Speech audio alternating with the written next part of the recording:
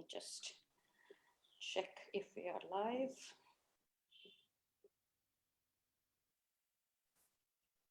This is the bit that's not always. Looks like we are live. Fantastic. It says so. Okay. Okay. Are we on? We are. Yes, we are on, we are live, and we are the only two people on it right now. We'll have a chat. Oh, I got one more person in. Hey! Like a cozy conversation. Welcome. Yeah, okay. So I'm just going to turn my phone off so that it's not giving a feedback. All right. Okay. Guys, I would love to know if you are able to hear us, if you're able to see us. Give us a thumbs up. We just have to wait a few seconds. I think Facebook takes, a few seconds to rope in people. Yeah. Okay. So, Julia, I was hoping maybe today we can keep it short. Yes. Well, this is very internet provided, it keeps together. Hence, that's why I'm in the kitchen today. My office is on a shutdown as far as internet is concerned. So change of location for me. But it's lovely. I love it. I've been in that kitchen. You Wonderful have? memories. I remember sitting on the table and hatching plans of things we should be doing. Yes. Over a glass of wine. Yeah, I remember that very well too. It doesn't seem that long ago, but no, it was like years or more. ago. Sometimes it feels like it was just yesterday. Time is just so warped these last 3 years. It's You're right. Crazy. Yeah, you're right. That's a good expression. Time is warped. Yeah, very much. Okay. Ooh. Sorry, I forgot to start that. I had to, and then my trusty social media team messaged me saying, please record the video. Okay, all right, Nalin, we're recording the video. And hi to everybody. It's amazing, Julia. We have people from Germany. We have a lot of people from India, obviously. We have people from Ireland. So it's really really great. Hi, everyone. Hi. It's lovely of you to join us. It really is. Yes, wonderful. Today, guys, we kind of thought we will talk about choices. For those of you who have been either my student or following Tured or Galen Myotherapy, these are concepts quite familiar to you, I suppose. So we will try and kind of dig through it a little bit more and discuss kind of the challenges with the idea. It's a very rosy idea to say, hey, let's give dogs choices, but what does it really mean? What does it translate to? What are the issues? What are the challenges? We kind of have a conversation about it. And as always, if you have any questions, do send them along. I'll try my best to catch them here and we'll try and discuss it with Julia. But if that doesn't happen, we are doing more lives, so we will try and cover it then. If not, we do videos, we do posts, so we do vlogs. So we will definitely try and get to your questions. Yeah. So yes, talk to us.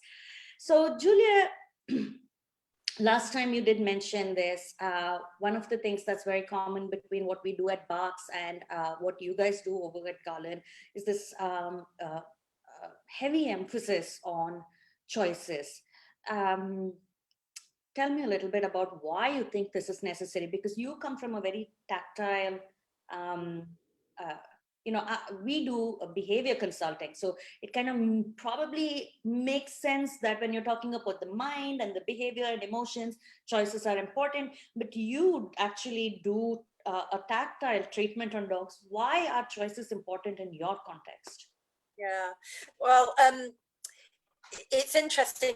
As you were just talking, I was just thinking, gosh, the word choice, it evokes so many different ideas from different people, doesn't it, from their own experiences, but it is so multi-layered, this very simple word, choice, that actually, you say keep it choice. Both of us could talk about this very subject for a very long time, couldn't we? But from our perspective, it is something that I discovered because Galen's been going 20 years this year. I can't believe it. But anyway, more about that in another time. But over these 20 years, I have treated thousands and thousands of dogs. And like you, being a great observer, realized this very soon on, that the more you actually just allow a dog to come to you rather than go, right, you sit here and you have your treatment, the difference is just incredible. So what is it like for us treating dogs in a tactile way with choice? It allows the dog to choose and direct their treatment. So when you're treating a dog with painful conditions, which we generally are, because dogs, as everyone knows, must. So when you're treating a dog with painful areas or conditions, incredible. Sorry, I've got feedback now. Oh, okay. I think my internet's a bit lovely. But the great thing is that they can guide you. So if you are watching them and using choice, they will guide you where they want the treatment, and their body knows. Like you have said last time about, they are the expert of their body. We're not. And so you're guided, and you're not only guided to where they are happy for treatment, but that tends to be the area that starts to unwind their whole mobility issue. So you're guided to the right direction for one thing, but also they get trust in you and then allow you to treat areas that maybe they wouldn't let you touch before. And I had a classic example of that this week with a dog I was treating that was quite reactive with people. I was told at the beginning, well, doesn't like being handled a lot. But we had a conversation, because choice means giving them time, doesn't it? Giving them thinking time. Most animals, in my experience, given time and an opportunity, will make the decision that's great for them, which also means it's great for the situation. But it's all about the time, isn't it? I don't know if I've explained that. It's so deep and complex, but just very simply also, the other thing that is great, that some dogs, they are too painful for any sort of manipulative treatment. And so they will say, sorry, I can't have anything. And that would indicate that they have got to go back to the vet for further pain medication before they can have any treatment.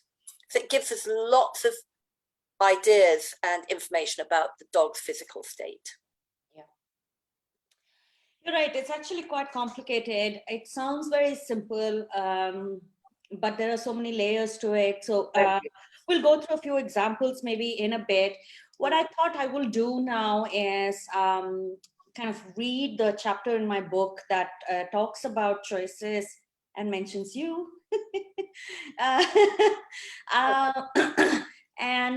So this is coming from a behavior perspective, and then we will take a step back and go back to myotherapy again. I think the reason I want to do that is it highlights that it's not a methodology. It's not about it's not like a technique. It's really a philosophy that goes into the caretaking of a dog, for that matter, a caretaking of an individual. And that's kind of where it gets interesting. So let me read this. This is, I believe it's page 280 from my book, Dog Nose. So for those of you who don't have the book, that's the one. Turid talks about choices extensively because choices do wonders for the brain, whereas lack of choices is more damaging than we understand. Julia talks of choices as well, insisting that the reason she is so successful in delivering her treatment to dogs is because it is treatment by choice. The last essay of this chapter is dedicated to my mentors and discusses choices. Do you like the dedication, Julia?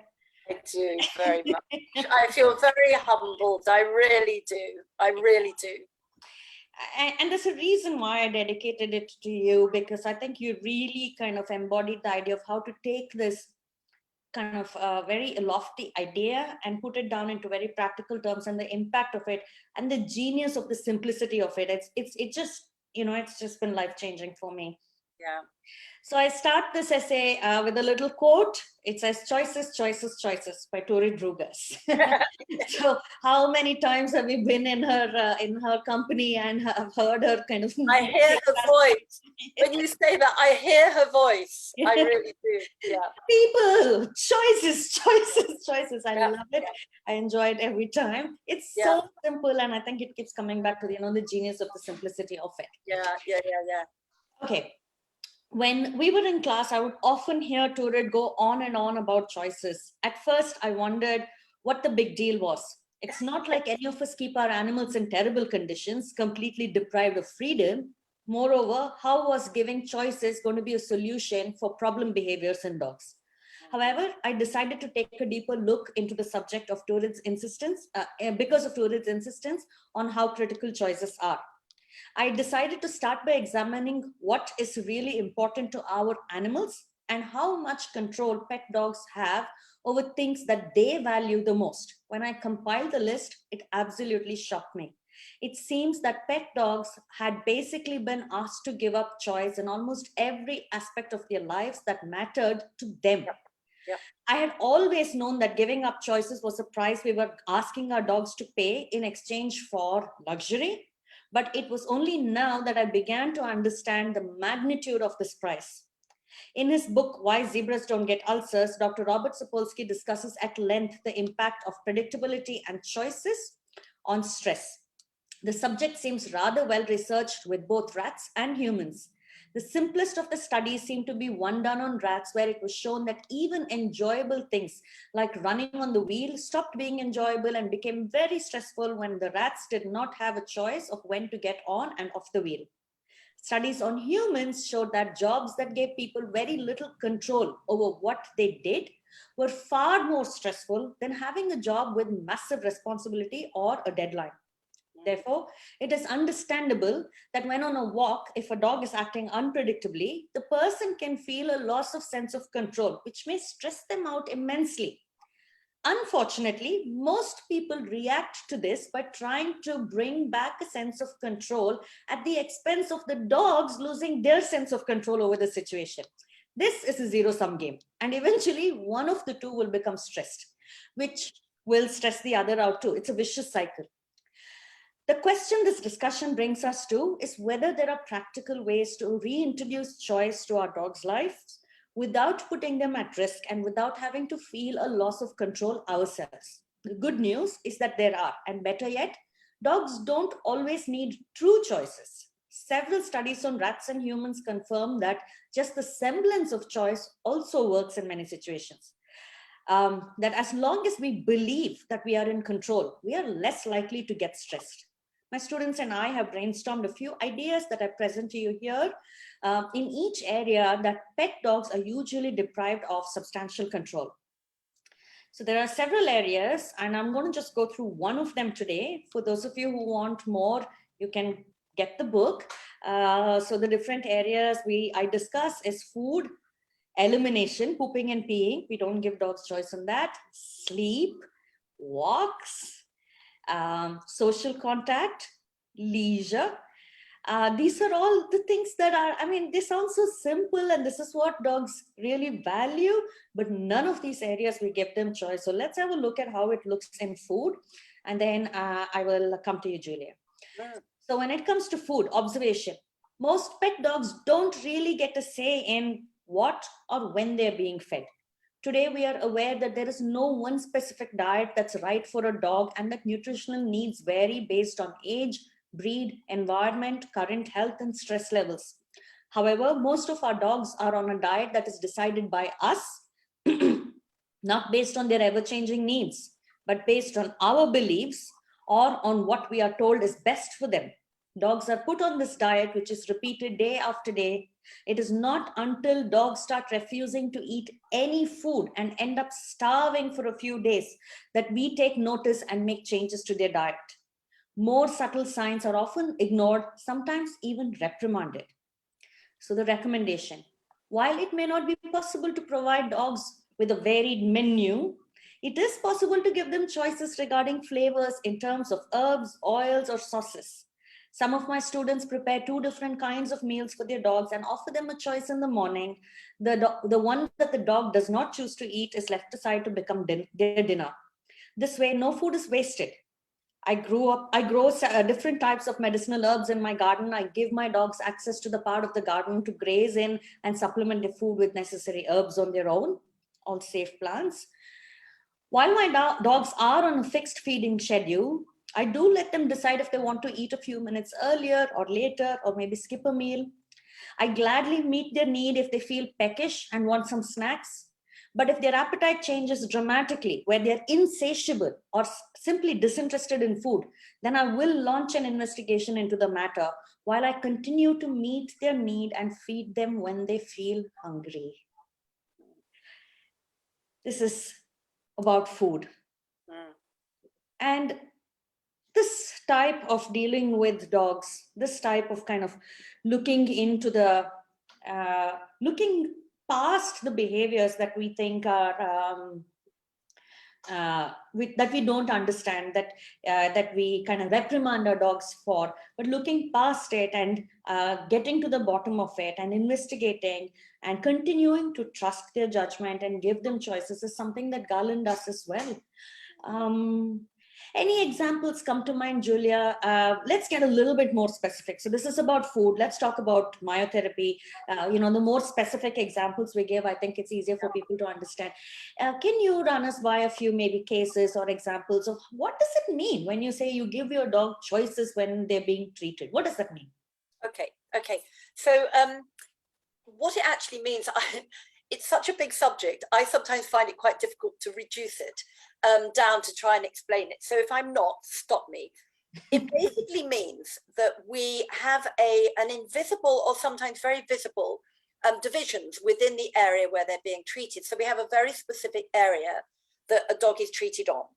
And that is so important. So when they come on that area, they very, very quickly learn that if they're on that area, they get treated. If they leave that area, even if it's 1 foot, and sometimes they do leave it or join by 2 feet, then they know that they are telling me that that is the area they are happy to be treated or not. It depends what's on and off the actual treatment area. And people by now are probably going, what? But believe me, it works. And it doesn't just work in the UK, it works everywhere. So we have this very defined area of a treatment area. Then we have a benign area, which is where they go to think. Now, quite often this area, they leave the treatment area because initially I invite them to join me on the treatment area. So I'm sat, crouched to one side, open body language, invite, come and join me. And I am very clear and honest about what I'm going to do. Quite often I start with a new dog with just one hand because 2 hands can be a bit too much. And so they know. So at that point, they can stay or leave. And if they leave, I don't move. Now, for dogs that are used to having choice in their lives, they get it immediately. For those that don't, struggle a little bit. And that's why it's important to have the human in the room too, their guardian. And their guardian might be reducing the dog's choice, not because they realize they are, but they are needed for the dog to look round and just check in. So we have to ask the guardians to just acknowledge the dog, but then maybe turn away, but just enough to give the dog the confidence that they are able to do that. And then they'll come back on the treatment area invariably. And this is where these are all these little nuanced behaviors where you've, as a therapist, just have to breathe and wait. And then the dog will breathe and wait and go, okay, start. So that's what it is. It's about mutual respect. And you got to respect the dog's choice and their body, and respect the fact that they will make the right choices too. Because of course, if they arrive and they are on the treatment area, through their choice, they're going to be more relaxed. If they're more relaxed, their muscles are taking on more oxygen. If their muscles are taking on more oxygen, they're going to heal better and it'll be less painful. So the whole physiology changes too. If they're more relaxed, they're breathing more and breathing more naturally and deeper. So this is why it's multi-layered, isn't it? Yeah. Because you haven't just got what's going on in the mind, that is obviously affecting the whole of their body, right the way through, neurologically, hormonally, everywhere.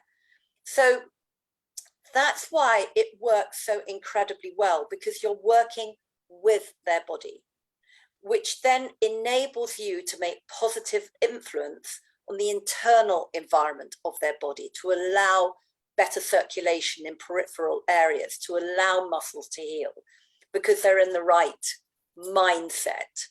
Yeah. So what happens then, that sometimes you'll be working over a painful area, and anyone that's had a deep tissue massage, myofascial release, any of those things, all these things we do, will know that it gets painful, but it can be a sort of a productive painful, but still you can only take so much of that.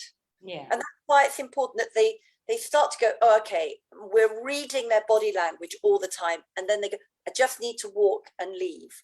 Yeah. And actually, I feel them getting up, walking, is putting a bit more function into what you've just done to allow that to change. I used to say it's like they're trying their new leg on. But at that point too, they tend to sniff.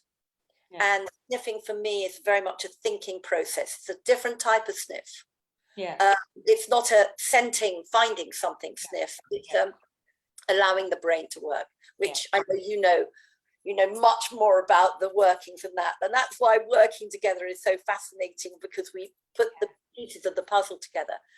And basically that's what works. And what's so interesting too is generally, and I have to make generalizations of my experience, generally once a dog is familiar with this process and happy with this process, we tend to be able to do almost exactly 40 minutes of treatment.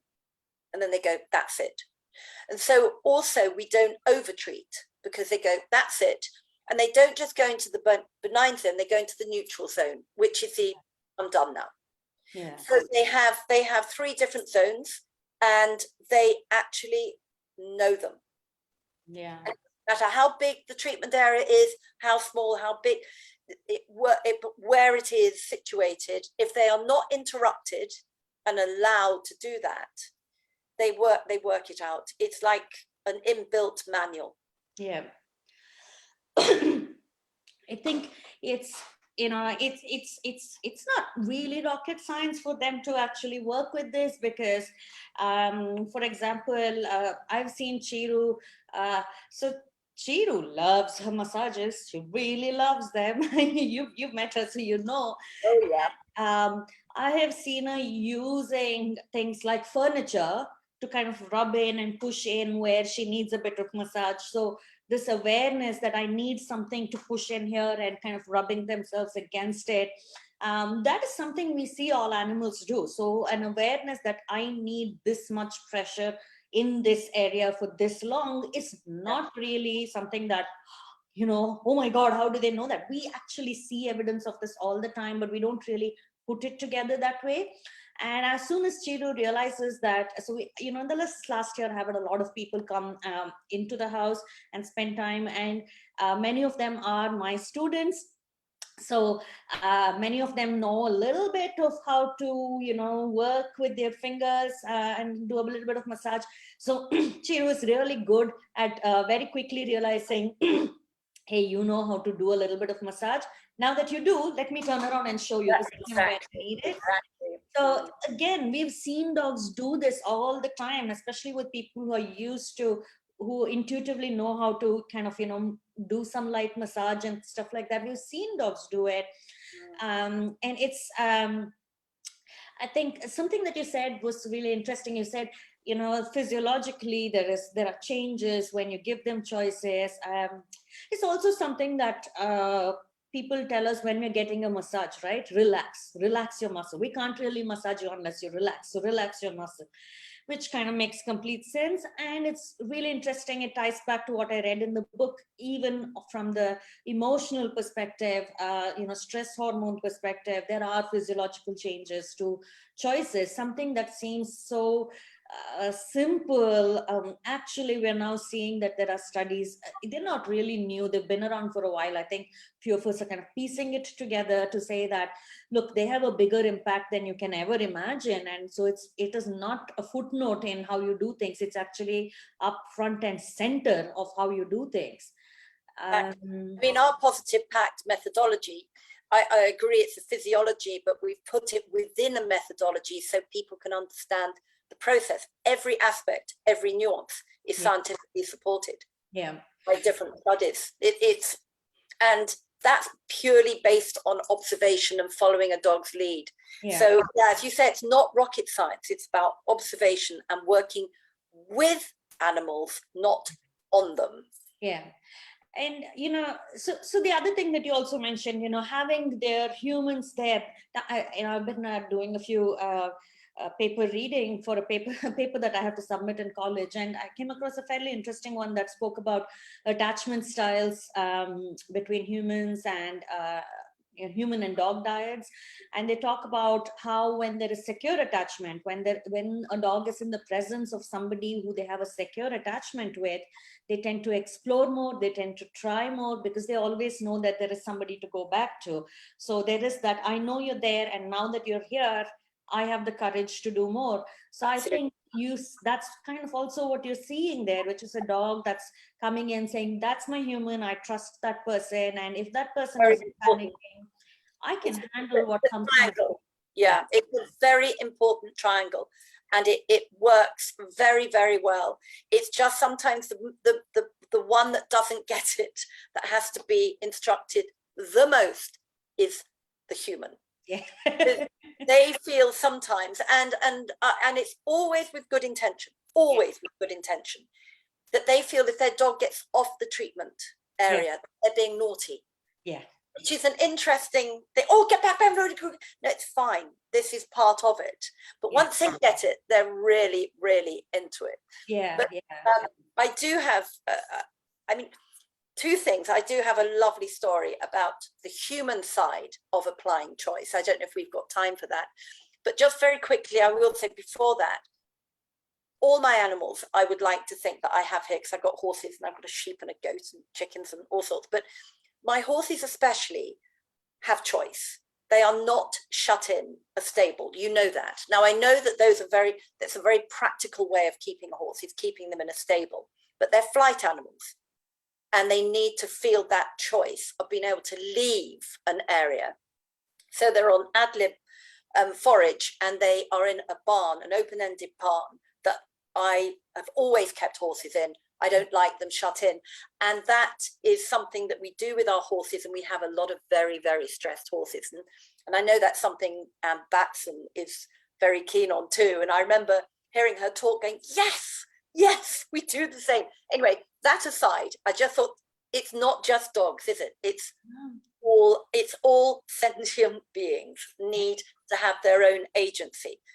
But I will tell you a story from a human perspective, which might be a little bit easier to understand, maybe for other people. I've trained a lot of wonderful people that come through the myotherapy, and I've met so many incredible people. And this one girl was a vet nurse, and a vet nurse of many, many years. And she worked for a charity veterinary organization. So it was very much animals come in, quick, hold, administer, send them home. A little bit conveyor belt, which is a bit tough on everyone, but they were doing a good job, and they were doing the best they could do. Anyway, she was doing the myotherapy, and we had a client bring her dogs in, and this dog had a huge amount of mental and physical trauma. So we didn't know how this dog was going to behave. Long story short, there were two students and myself with this dog and the dog's guardian. And the dog was quite apprehensive. It was a little sight hound. quite apprehensive, and came over, and I started the treatment, and I did a little bit on the neck, and we knew that this dog had a bad back, lumbar region, really, really sore. And anyway, this dog sort of moved round, and this vet nurse, he sort of positioned himself by her. So she started working on this dog's neck. And this dog was very anxious, but then shifted forwards and moved its body around and placed its lumbar region under this girl's hands. Then I turned and said to her, right, he is now trusting you. You can start a treatment over that area. And her tears started falling. I get really, every time I tell this story, I get so choked up. And she started crying. And until the end, the tears were practically flooding the dog. And I said, I think, yeah, just like, it was, and then we were all crying. Anyway, I said, I think perhaps you ought to go and take a minute. So I took over the treatment, and this dog was amazing. And believe me, this dog had come from an abusive family. So it was really, and it had a very, very bad back. It had actually got its head stuck trying to escape for 24 hours. So it was in a very bad state. So I went out to see her, and I said, okay, I get it. I absolutely, we as myotherapists cry all the time, happy tears, emotional tears. But this, your amount of tears, tell me, explain. And she said it brilliantly. She said, for 20 years, I've been working with dogs and animals. That is the first time I have worked with a dog. And that was it. Then we all dehydrated with tears. But I thought that was brilliantly put. We work with animals, but do we work with them? And that deep connection that I know you know I'm talking all about is something that I find extraordinary, that we can get to that point with a dog we've never met. Yeah. Using choice. Yeah. Within sometimes minutes, can't we? Yeah. And it's always very moving when that happens. I know, you know, what you mentioned about people who bring their dogs in. This happens all the time. A lot of people bring their dogs in. They want to see what we're going to do. They're very eager for their dog to get help. So they're constantly kind of trying to push the dog, saying, go on. That's right. Get the treatment. And it takes a lot of explaining, a lot of patience to say, hey, don't let this happen at, you know, the dog's pace. Wait for it. Most times it happens very quickly. Some dogs that are really, really struggling, it might, in the first session, the maximum we may be able to do is to maybe put a hand on them and just touch them to show, look, this is all it is.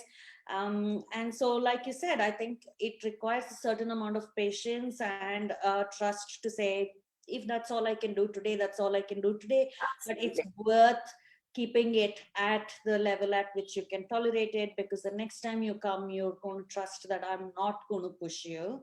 Absolutely. And so you're going to give me a chance to do this. Totally. And that quite often the first treatment of myotherapy in a dog that is perhaps a bit painful or anxious or both, that's exactly what that first session's about, is building that respect and trust. And then once you've got that, they never forget, do they? No. They never, ever forget. Yeah. And I think a big part of this, and this is really the reason why I think I was drawn to it, and it makes sense, sort of the BHARCS and Galen overlap makes sense, because reading the dog is so important as part of this. Understanding communication is so important as part of this, because if you're working with the dog, then there has to be communication, and there's this non-verbal communication. So it requires a tremendous amount of ability to observe and understand. Chiru has been needing some amount of help the last few days, which I will talk to you about after this call. I want more help. Yeah. Looks like she's injured something. So I've been trying to do some massage and hot packs. Now I'm not very sure whether she needs a hot pack or a cold pack. She's quite opinionated on that front. So I take the hot pack to her and I show it to her and I say, look, this is what I plan to do. Can I try it? She's a very, very suspicious, nervous dog. So usually her answer is, maybe, but I'm watching you. And, Yeah. yeah. And then I'll usually try it on an area that I know is not a problem area, so that she can see what it is, understand what it is, and then say, okay, so that's what it is, and I'm okay with you trying it where I want to. And what's really interesting is there seems to be a very specific amount of time that works for her, a specific kind of pattern that I have to work over those muscles. And she's very communicative with all of that. She does use her eyes and her face to turn around and say, whoa, that didn't work. Or Yeah. turn around and say, oh, that feels really good. So both that feedback is coming in. Yep. And all of that is happening with not more. Of course, Chiru is very good at it, which you worked on, Chiru, so you know this. Yeah. So it's just the eyes. She does all of this with the eyes, and her instructions are down to the T. This is what I want. You shall do this. I was treating a dog this week, and I've actually got a small snippet of video, which is magic. And I'm asked, and this particular area, the right hind limb and over its pelvic, sort of over its hip area, I put my hand, because I know that's neurologically charged. It's quite painful for this dog. And I put my hand there and I said, this is your worst side. I've got this video saying this is your worst side, and the dog blinks. I said, are you okay with this? And it blinks again. It's incredible. But as you say, you've just got to watch these small, as I said, everything's nuanced, isn't it? All these little things. Yes. But the thing you could also try in that situation with Chiro is to put the hot and the cold on the ground and see which one she puts herself on too. Yeah. Because that is interesting too. Because as you say, they know. They know. But I think that kind of, it's really important and critical for us to pay. It isn't always very evident. So sometimes when I'm doing something, Chiru will turn and look at me like this. And I ask her, I say, what? Would you like me to stop, or do you want me to go on? What is it? It's not always, hey, stop right now. Sometimes it is, whoa, okay, that was interesting. I'm thinking about it. Think about it. Exactly. Let me think about it. Let me think about it. So giving her space, giving her time to say, okay, let me stop doing that. Shall I do something else? How do you feel about this? And she's very clear, saying, no, go back, do more of that. Or, she's like, okay, it's much better. Try something else. So I think there's a lot that she's able to tell and express, but it's going to be very hard for me to put this down in terms of, step by step. If you see this is what the dog means. If you see this is what the dog means. It's a lot of trial and error and a lot of paying very close attention. So it's kind of, I think, really, as a behavior consultant, understanding a dog's communication was important, but as a myotherapist, reading those really subtle signals and understanding it's another level altogether. And I think people need to. It is. And that's why, again, the human that comes to the session, I'm pretty experienced now, so I can pick up on things and hold a bit of a conversation at the same time. But sometimes when you're working over something incredibly sensitive and the dog may be quite new to it, you have silence, because you've got to put every part of your being into feeding back. And of course, as a myotherapist, we've also got the advantage of having a hand on their body, and we can feel tensing from that. And sometimes if their face is turned away from us, we then engage the guardian to have a look and say, will you tell me what's going on in their face? And that's nice too, because that brings us all together. So we can feel slight tensing if things are moving in another direction, but you're absolutely right. It is another level. You've got to be really in touch with what's going on. Yeah, absolutely.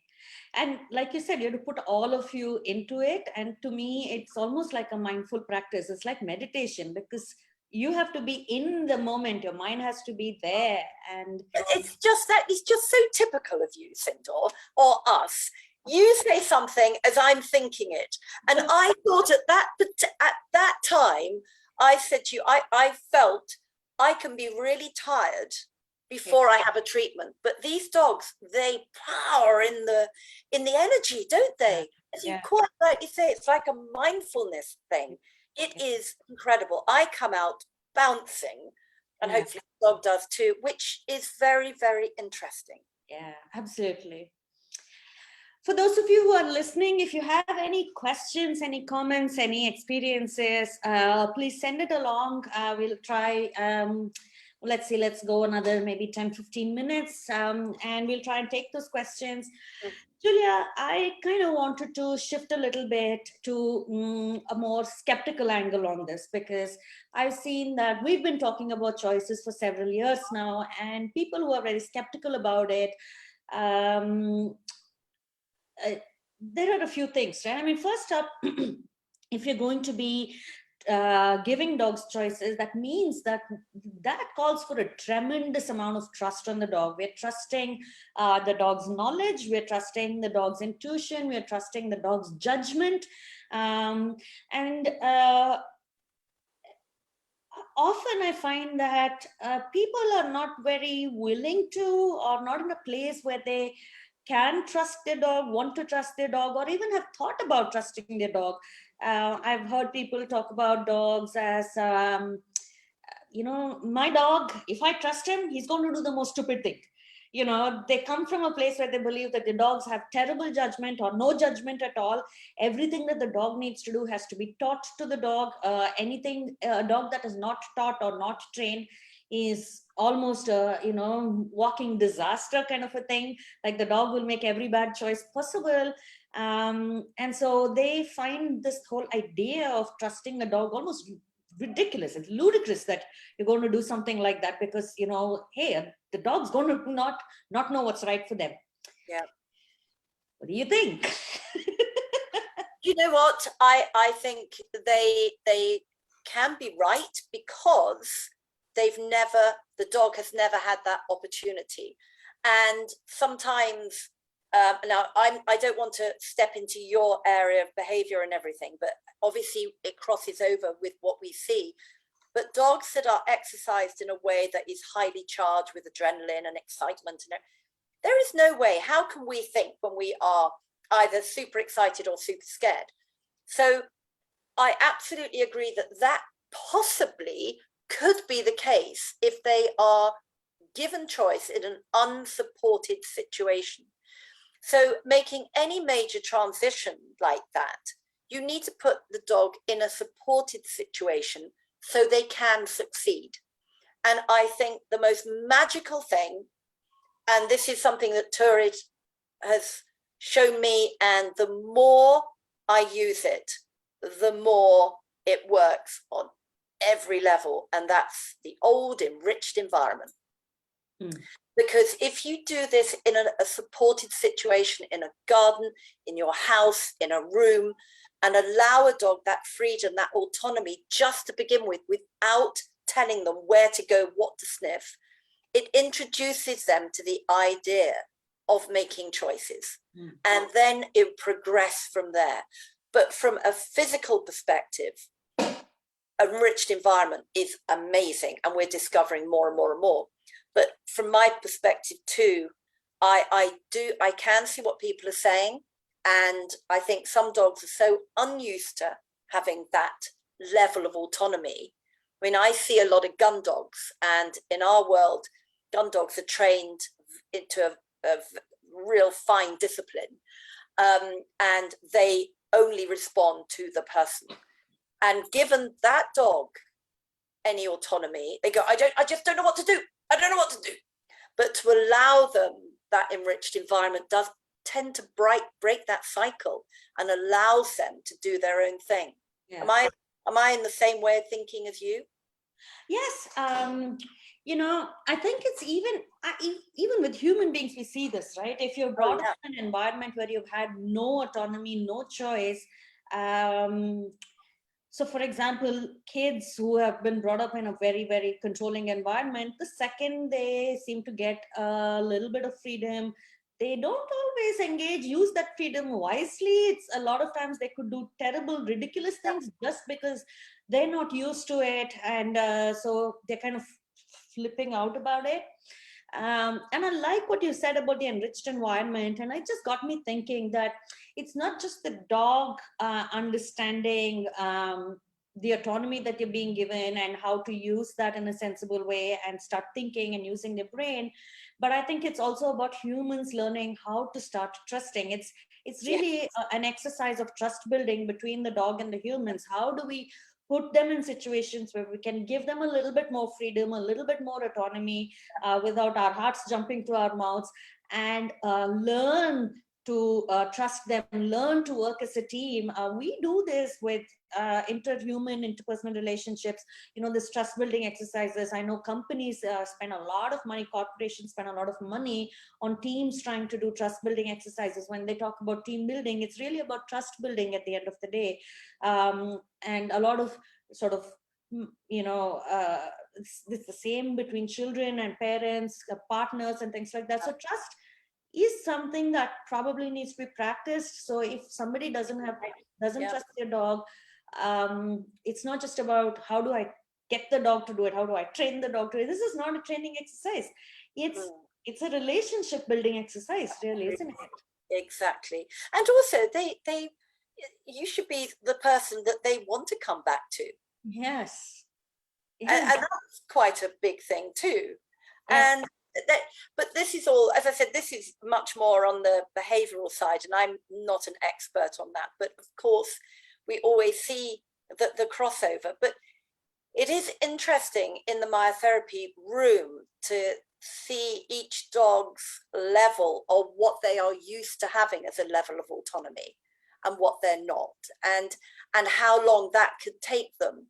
And then you layer that up with the amount of discomfort they may be in too, because sometimes dogs that are in quite a lot of discomfort, often, I don't want to make any rules, but sometimes, let's say sometimes, there is a bit of a mismatch of understanding between the human and the dog. And it's when someone says, well, they're limping but they're not in pain, or they're still eating so they can't be in pain, and that sort of thing. I go, there are multitude of layers before that, and if they're not eating, then that is serious. And there's no such thing in my world as a mechanical lameness in a dog. In other words, a lameness with no pain attached. If a dog's limping or moving incorrect, uneven gait, they've got discomfort. They really, I think it's much safer too for these dogs to be able to think. And going back to my horse example too, I like my horse, when we go out, to be able to look around and make assessment of the environment where we are walking into. So he can make good choices too, because I don't want a great big 3/4 horse to make a decision that he wants to bolt. Rather him go, I want to look at that for a little bit longer, because we got some pretty scary things around here. So it's the same thing again, isn't it? But I think you're absolutely right. It's actually inviting the human to understand what choice is. And I suppose to the extreme, when someone has done something really bad, we remove all their choices, so we put them in prison. So that's the extreme, isn't it? Yeah. And it's like someone said to me, well, why would choice or freedom or choice be better than food? Well, if you're shut in a room and you're given an open door, are you going to be given the food? Are you going to take the food, or are you going to take the open door? And I think these are extreme examples, but I like to get into how I feel about those things. And I think that helps people's understanding. Yes. I think for far too long, the animal world, the animal professional world and the animal scientific world has sort of shied away from the idea of using empathy. But I think it's the only way. We must be using empathy, because they're living beings too, and they do have experiences, and the only way to really understand them is with the use of empathy. And you're right. given a choice often, and we see this with street dogs as well, given a choice of provisions versus freedom, many of them pick their freedom repeatedly. If I have freedom, I live another day to find provisions. But if I go for the provisions today, that's a short-sighted thing for me to do. If I trade in my freedom, I might not have it tomorrow. I don't know what price I'm paying. So it's wired into all living beings to value the freedom above all else, and provisions come later. And we take that away without batting an eyelid and think that it's not going to have any consequence on our dogs because we believe that we are doing right by them. But we're not really looking at it from the dog's perspective to say, what is it that we're asking of you to give up here? And how does that impact you? How are you physiologically wired to be impacted by this? It's not a sit down discussion where I sit and explain to you, hey, this is a better option for you. It is, they're wired to actually react to taking away or being given choices. Exactly, because at the end of the day, people that have dogs want to have a lovely relationship with them. And we want to have, most people, I think, want a balanced relationship. So it's mutual respect. And to have mutual respect, that is such a cool thing to have. And then you have this lovely balanced symmetry in your lives where you sort of get a good understanding of each other. And I don't know whether it's unusual, but for instance, and I'm most certainly not saying that I've got things right. We're always striving to get things better, aren't we? But I know if I wake up early, my dogs go, oh, okay, all right, so we're going to be fed a little bit earlier. If I sleep a bit later, they wait until I'm awake. And it could be a lot, the time could be different. And I think different to their normal. And I think that's amazing that they are respecting me to keep sleeping. I haven't quite worked that one out, but I enjoy it. Yeah, absolutely. Once we start giving them choices and start looking at what they're understanding, how they're engaging with us, the decisions that they take, it never fails to fascinate me. I mean, I'm sure you're that way too. It's just unbelievably fascinating. What you mentioned about kind of the way they support us when we are unwell is really wonderful. With Chiru, I see that her judgment gets better and better each day. If we are out there, if she gets nervous, I know that even if, she gives the slip and she gets off the leash, I know that she's either going to run to my house or to my car. I know that, she's gotten really good at that. She's shown me repeatedly that's what she does. So she's got great judgment. She doesn't just bolt off to anywhere.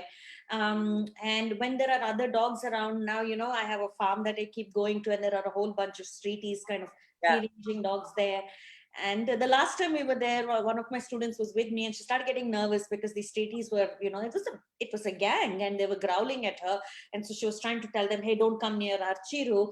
And I said, no, Chiru knows how to deal with this. She's done this before. So have a look. If she can't deal with it, she will tell us she can't, and that she'll come back to me, or she will go into the car, and that's her saying, I don't know how to deal with this. But if she's confidently standing there, she does know how to deal with this. And sure enough, she demonstrated that she knows how to deal with the growling dogs. She knows how to deal with the nervous dogs. She didn't want to really have much to do with the friendly dogs. That is very weird that she does this. So with the friendly dogs, she goes and tells them, yeah, I'm not really interested in. I'm quite interested in the ones who are growling. I'm going to try and see if I can impress them. They're a done deal. The friendly ones are a done deal. I know they're a done deal. I know you love them. And she's so good with, knowing how much distance she should maintain. She doesn't put herself at risk. She stays very close to the car and me. So if at any point of time this is not going to work for her, she knows how to bail out of it. It's just incredible to watch how her brain works. And it's just fascinating. None of which I would be able to see if I hadn't learned to trust her, learned how to build.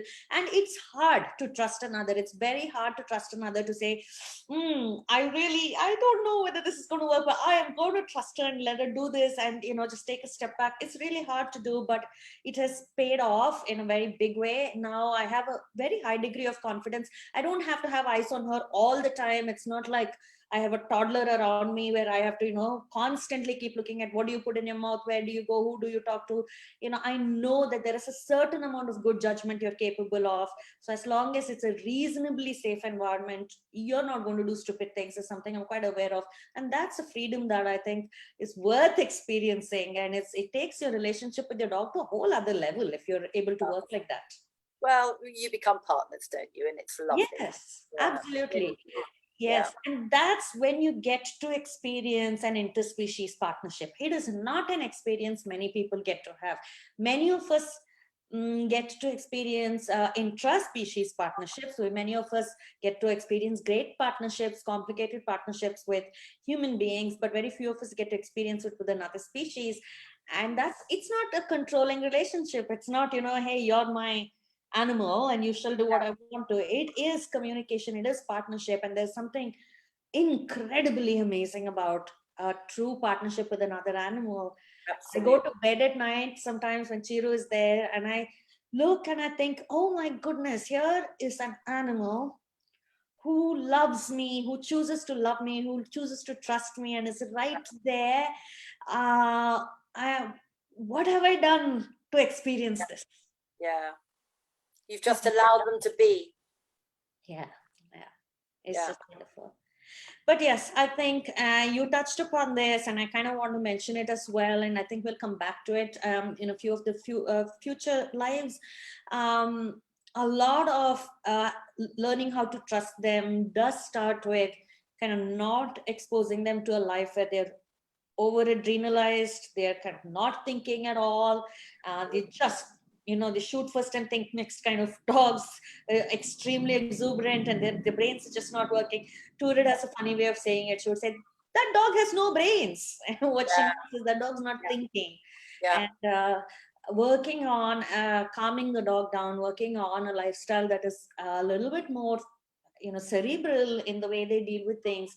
That's the cornerstone of what we do at BHARCS, and I think that would be very useful. Even if we were doing things like choice-led treatments with myotherapy and things like that, would be very useful, won't you say? Yeah, very much, absolutely. Yeah, as you say, it's not rocket science. It's just using observations and empathy. And as you were saying about empathy, I think that's so important. I think it's the one thing I use to get lots of information that I feel about people's dogs across. And it is just like, if you go for a treatment, if you go for a pretty heavyweight physio treatment and people hold you down or restrict you from moving, will you go back there? No, you won't. And it's as simple as that. And would it be effective? No, it wouldn't be effective. It's going to be stiff. How can you do a myofascial treatment on somebody who is stiff? Absolutely. So it wouldn't be effective. You won't want to go back there. If you had a choice, you wouldn't want to go back there. It's not going to help you. And just a very small example, when I was young, dentistry then was very different to how it is now. But I didn't like dentistry. I don't think many of us go, yay, we're going to the dentist. But my dentist actually tied me to the chair when I was about 8 years old, tied me. And no, well, it probably was then, but I promise you, I was tied down and I had something fixed in my mouth, so I could do nothing. Now, I remember every second of that, and I was 8 years old, and I'm a few years older than 8 now. That was extreme trauma of all my choice being removed. And I think that just is another empathetic type of example. Yeah. To be used empathetically. Yeah. I think, sadly, many of us might have, examples like this of complete loss of control for a certain period of time. And most of us recollect it as trauma. Yep. Many of us live with it for the rest of our lives. It is deeply impactful, even when it's for such a short period of time. Even when the dentist was doing something that was right for you, what was good for you, maybe even explained to you why it was being done, it doesn't matter. It doesn't matter. I remember his face. Even to this day, I remember exactly his face. Yeah. Mm. Yeah. Anyway, we didn't really want to end on that. I don't know where that came from, but it was just the empathy thing. I think if we know what it's like not to have it, then we can start to begin to understand the importance of it. Yeah, absolutely. Absolutely, Julia. I think that's kind of the focus of the book as well, that I talk about in the book as well, which is, you know, the need for empathy, the need for, and this is something we talk about repeatedly, and we will keep coming back to the topic over and over. Sadly, because I think as a culture, many of us have been taught to shut off that empathy, especially when we're dealing with animals. Terms like anthropomorphism is used as a way to, and it's a valid concept to discuss, but it should not be used as a way to shut off empathy. Exactly. Our compassion goes away with it, our understanding goes away with it, and that's a very, very slippery slope, which we don't want. Right, you're absolutely right. No, that's a very good point. Very good point. Yeah. Okay, we've been going on and on for an hour. Doesn't feel like an hour, does it? Anyway. I hope it hasn't been too long for everyone.